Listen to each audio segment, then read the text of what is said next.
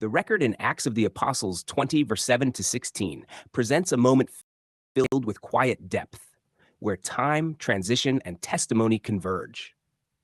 The gathering on the first day of the week reveals a community already shaped by resurrection reality. They come together not in anticipation of fulfillment, but in the recognition that fulfillment has arrived.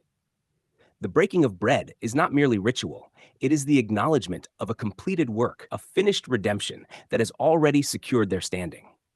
The setting is not one of striving toward acceptance, but of resting within it.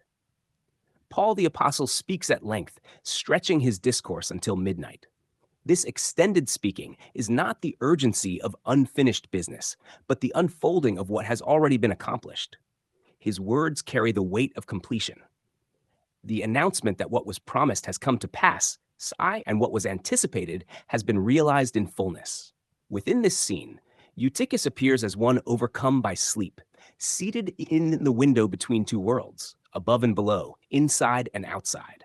His fall from the third story seems abrupt, almost symbolic, as though illustrating the frailty of human perception in the presence of overwhelming truth.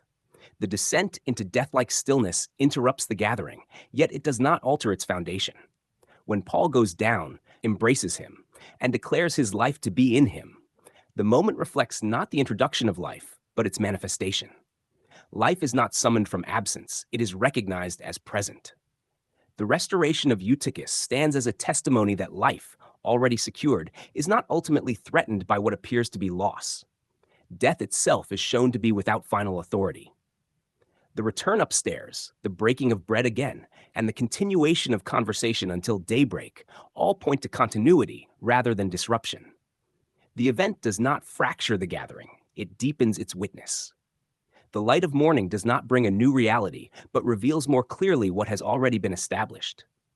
As the narrative shifts toward travel, Paul's movements from Troas to Assos, Mytilene, Chios, Samos, and Miletus reflect intentional direction.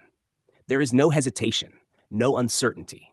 The course is set with clarity, as though the unfolding path is aligned with a purpose already fulfilled in essence, even as it continues in expression.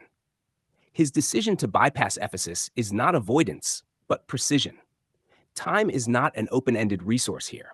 It is measured within a framework that is moving toward a known culmination. The urgency is not born from fear or incompleteness, but from alignment with what has already been determined. Throughout this passage, the underlying current is one of completion rather than anticipation, of life rather than threat, of rest rather than striving.